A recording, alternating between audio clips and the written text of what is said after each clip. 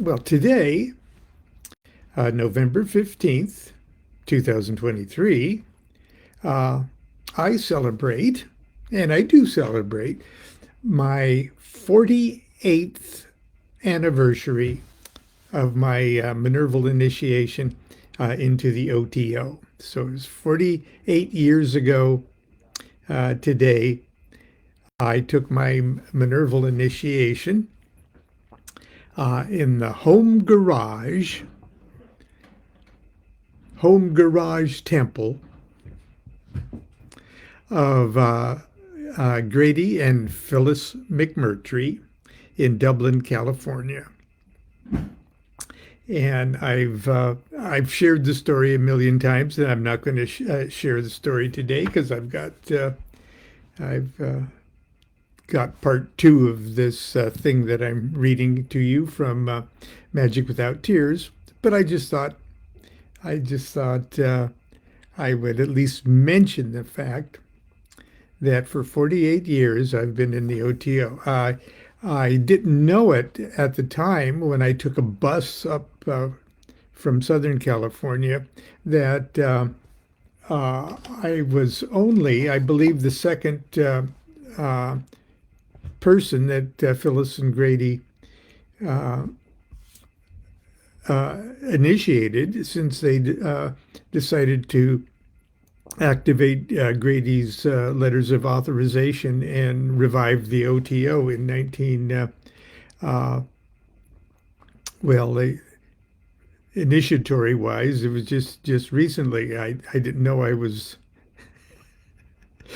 that those two people initiating me were just among just a handful of people left over from Crowley's day that were left in the OTO. But it's been amazing time in those 48 years. The order has grown into something that is at least starting to approximate the vision of the OTO that Crowley laid out in the OTO founding documents. But anyway, so it's been quite a ride for sure. And I hope I'm still bright-eyed, bushy-tailed, and frisky. I'm looking forward to celebrating my 50th year in just a couple of years. I think there'll be a Notacon national convention then, so I'm going to. I expect cake. Anyway, we are reading from Magick Without Tears by Aleister Crowley. Oh, I have to warn you that we've got major plumbing things going on, and the plumbers have to go under the house here, right outside my office window here. So you may hear strange gurgling noises, not from the plumbers, but from me, because they're having to shut the water. The strange gurgling noises that might be coming from me. But anyway, I digress. I'm picking up the three schools of magic, the yellow, white, and black and white. And this is part two of Crowley's letter. And but it's part two yesterday from the car. I did sort of part one. So I'm picking it up today. And I'll kind of give us a running start at it by reading the last paragraph I read to you from the car yesterday. Let us leave the sinister figure of Schopenhauer for the mysteriously radiant shape of Spinoza. This latter philosopher, in respect at least of his pantheism, represents fairly enough the fundamental thesis of the white tradition. Almost the first observation that we have to make is that this white tradition is hardly discoverable outside of Europe. It appears, first of all, in the legend of Dionysus. In this connection, read carefully Browning's Apollo and the Fates, and that's where we left off yesterday. The Egyptian tradition of Osiris is not dissimilar. The central idea of the white school is that, admitted that everything is sorrow, unquote, for the profane, the initiate has a means of transforming it into everything is joy. There is no question of any ostrich ignoring of fact as in Christian Science. There is not even any more or less sophisticated argument about the point of view altering the situation as in Vedantism. We have, on the contrary, an attitude which was perhaps, first of all, historically speaking, defined by Zoroaster. Nature teaches us, and the oracles also affirm, that even the evil germs of matter may alike become useful and good. Stay not on the precipice with the dross of matter, for there is a place for thine image in a realm ever splendid. If thou extend the fiery mind to the work of piety, wilt thou preserve the fluxible body. That's a quote from Zoroaster. Now I'm going to repeat that quote. I'm going to read it again because Crowley has a footnote on it. And the footnote says, this passage appears to be a direct hint of the formula of the 9th degree of OTO and the preparation of the elixir of life. So would you like to hear that again?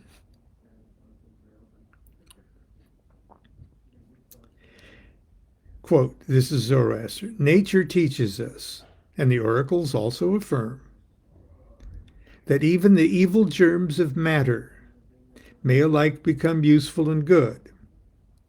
Stay not on the precipice with the dross of matter, for there is a place for thine image in a realm ever splendid. If thou extend the fiery mind to the work of piety, thou wilt preserve the fluxible body. Unquote. It appears that the Levant, from Byzantium to Athens to Damascus, Jerusalem, Alexandria, and Cairo, was preoccupied with the formulation of this school in a popular religion, beginning in the days of Augustus Caesar. For there are elements of this central idea in the works of the Gnostics, in certain rituals of what Fraser, that's Fraser, the Golden Bough Fraser, Fraser conveniently calls the Asiatic god, as in the remnants of the ancient Egyptian cult. The doctrine became abominably corrupted in committee, so to speak, and the result was Christianity, which may be regarded as a white ritual overlaid by a mountainous mass of black doctrine, like the baby of the mother that King Solomon non-suited. We may define the doctrine of the white school in its purity in very simple terms. Existence is pure joy. Sorrow is caused by failure to perceive this fact. But this is not a misfortune.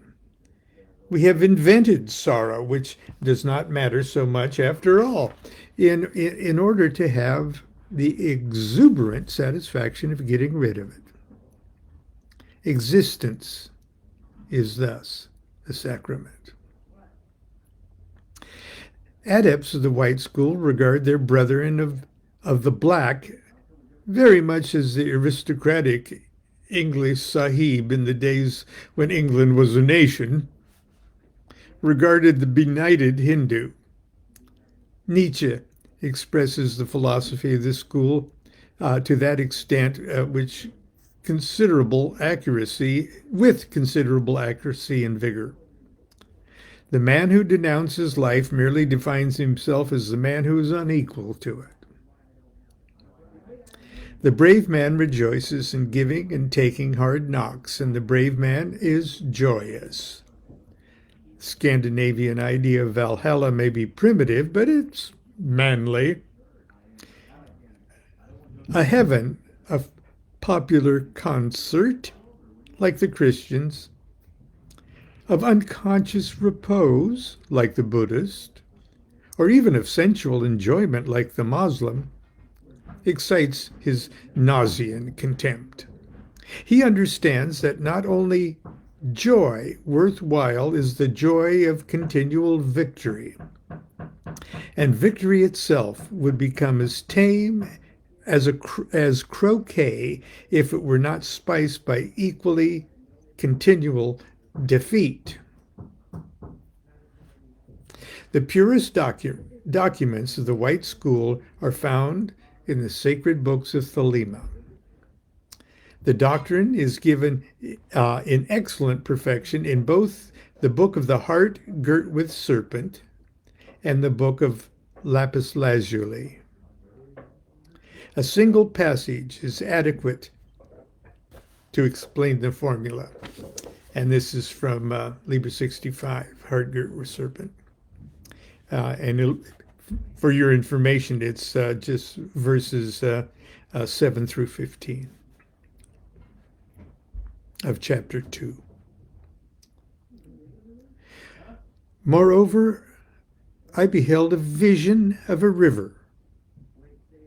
There was a little boat thereon, and in it, under purple sails, was a golden woman, an image of a sea, wrought in the finest gold. Also the river was blood, and the boat of shining steel.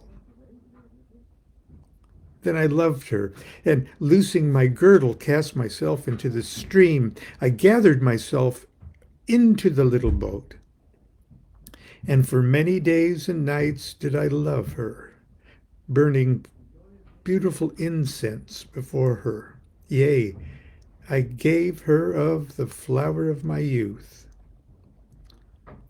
But she stirred not. Only by my kisses I defiled her, so that she turned to blackness before me. Yet I worshipped her and gave her of the flower of my youth.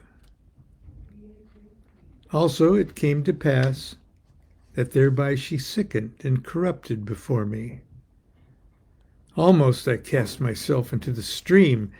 Then, at the end appointed, her body was whiter than the milk of the stars, and her lips red and warm as the sunset, and her life of a white heat like the heat of the midmost sun.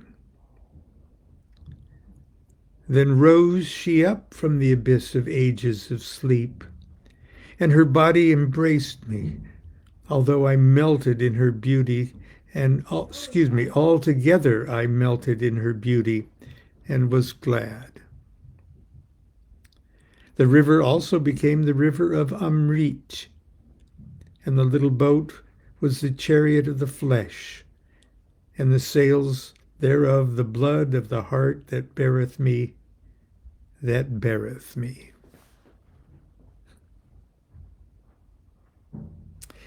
Then we find, even in profane literature, this doctrine of what the white school of magic. And it doesn't, he doesn't say what this is a quote from, whether it's Crowley himself or he just says profane literature. Because what I just read to you was from the holy books of Thelema, which are like Class A documents, which are of another class of literature than than what he's quoting from here. O Buddha, couldst thou nowhere rest a pivot for the universe? Must all things be alike confessed, mere changes rung upon a curse? I swear by all the bliss of blue, my Phryne. Okay, and I'll spell that. It's Phryne, which was like a famous Greek courtesan. It has a story. When she got herself in trouble, she was really a hot gal, okay? And when she got herself in some kind of trouble with the Athenian authorities and stuff, she got like busted out of her trial, busted out of prison by flashing her captors. They went, well, it's like a Warner Brothers cartoon where their eyes sprung out like on springs and they were paralyzed, and but I digress. I swear by all the bliss of blue, my Phryne, okay, with her powder on, is just as false and just as true as your disgusting skeleton. Each to his taste. If you prefer this loathly brooding on decay, I call it growth, and lovelier than all the glamours of the day. You would not dally with Doreen because her fairness was to fade, because you know the things unclean that go to make a mortal maid.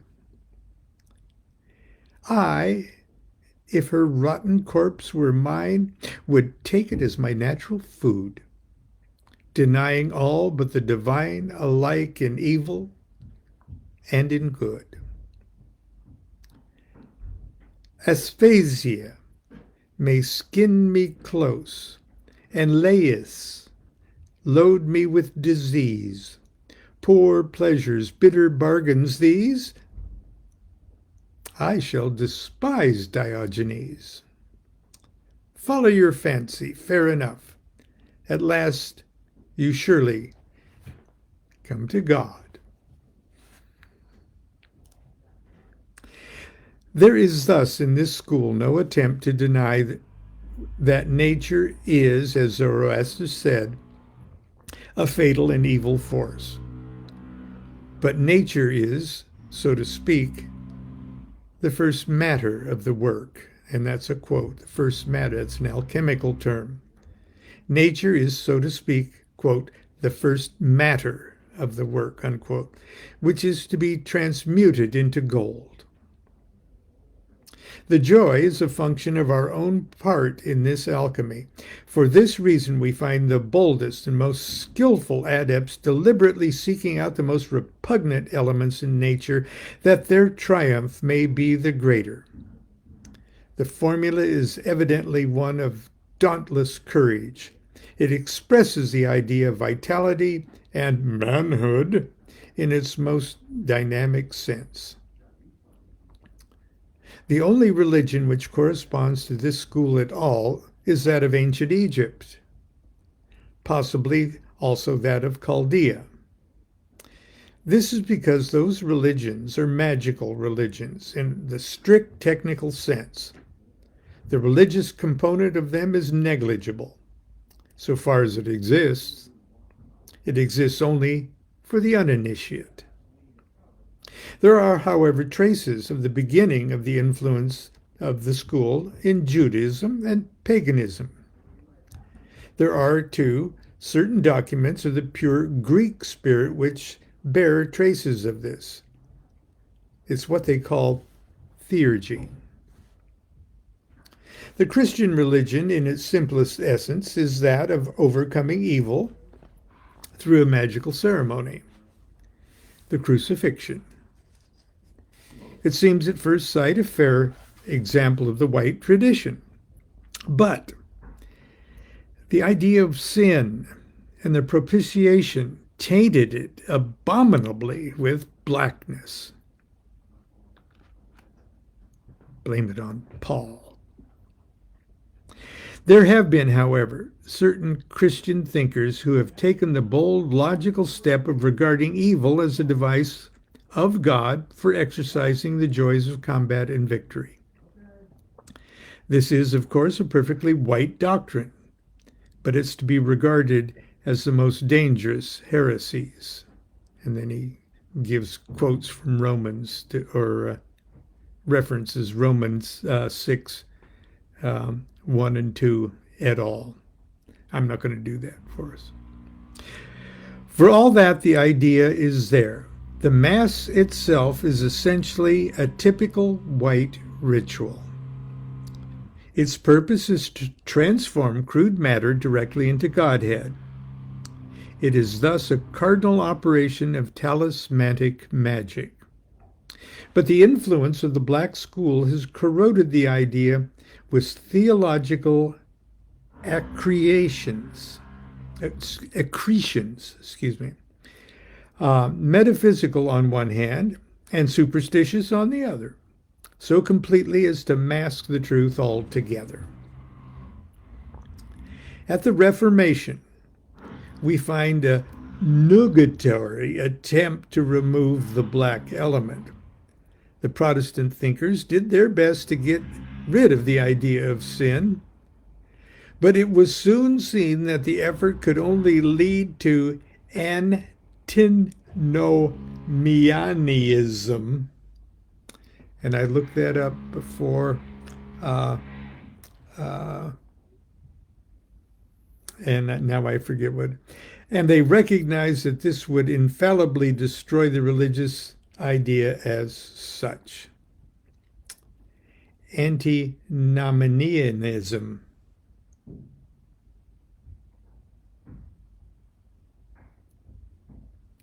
I guess we'll look it up together after this.